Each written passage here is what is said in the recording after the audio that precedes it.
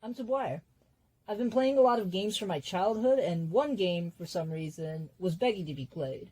Kirby Superstar Ultra for the Nintendo DS. I spent countless of hours fighting through space demons, traveling through the underground, and heck, even playing as Kirby's enemy, Meta Knight.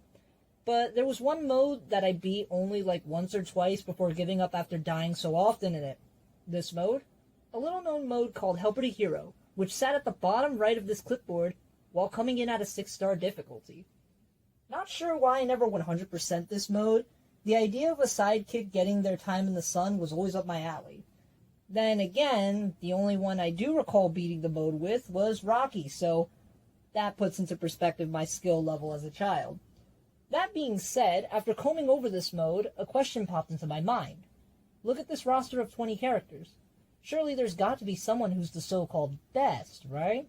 No game makes every character equal, and boy did this series prove that. But I still wanted to know who could beat this mode in a good amount of time while also having a fun moveset at their disposal. One that isn't either a one-move kid or spam this to win. And so I beat the mode 20 times, not including all the times I saw this screen.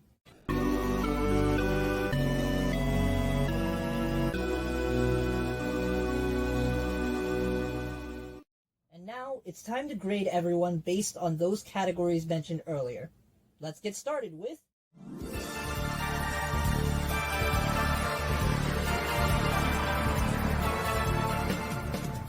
I've never met a person who hated this robot, and for good reason. He's a robot who wielded a yo-yo back when that was cool, and has been appearing in most Kirby games ever since. This translates well into his moveset, where he can bust a move, fling his yo-yo in any direction you can think of, while also having the ability to straight up flick an entity or opponent over him, slamming them for massive damage. The only thing he cannot do, at least in this game, is walk the dog. But other than that, I found myself having a reason to use every move at least once or twice during his time in the arena. His time clocks in at 10:04:25, putting him in 13th place overall, which isn't the worst, but it could have been better.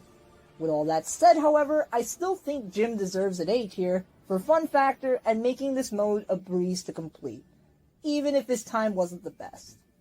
Now, next up we have...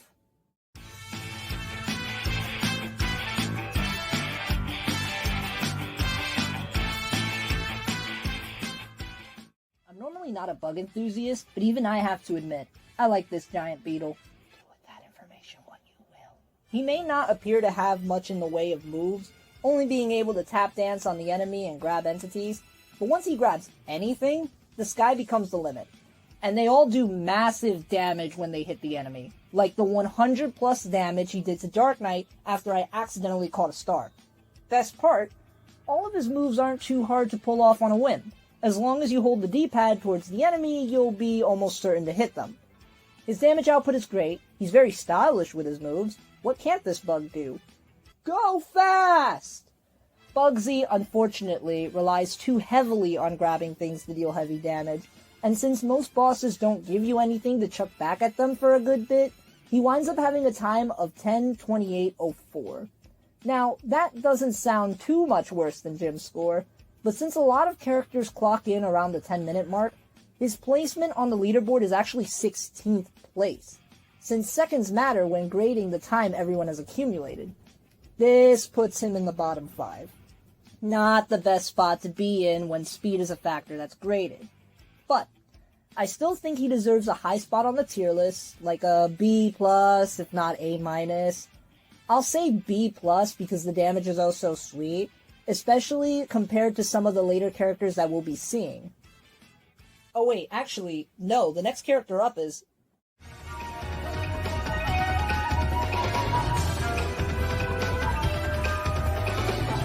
Knuckle Joe, unlike Goku, hits like a wet noodle. Okay, that was harsh, especially since he has 2 wave attacks that deal decent enough damage, and can toss an entity to do considerable amounts of damage, at the risk of being damaged himself. See, unlike Bugsy, he doesn't get invincibility, and when you want to grab, you have to be super close to the object. For that risk, you might as well try some of his longer ranged moves to avoid taking too much damage, since you only have 3 maximum tomatoes and 3 regular tomatoes in this mode. So what are his other attacks? Multi-hits. and really bad ones at that. His flurry barely deals any damage, his uppercut sometimes just doesn't connect, and this little kick thing he does in the air, while inoffensive, doesn't help much with his lack of KO power. Knuckle Joe really doesn't have a lot going on for him for someone who's in the initial intro of the game, and it shows with his weak moveset.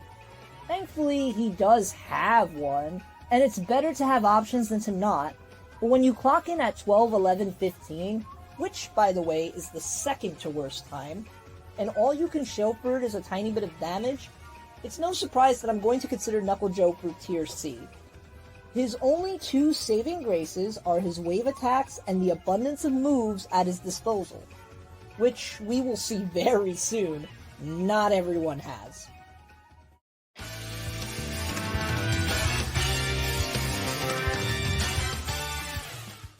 Okay, originally I had an entire script talking about Wheely's one move, Drive.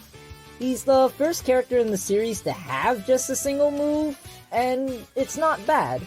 The damage output is actually fair if you know how to rake in the hits, and the move stops all damage from affecting Wheely until he hits a wall, or you stop the attack.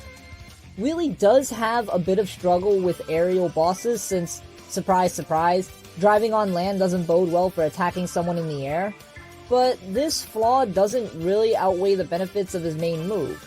Keyword, main move.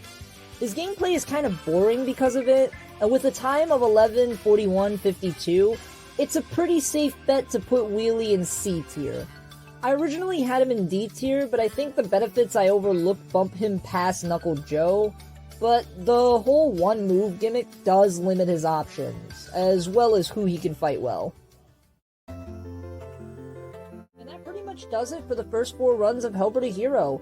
Tune in next time when we see the next 4 characters that I decided to embark on this journey with.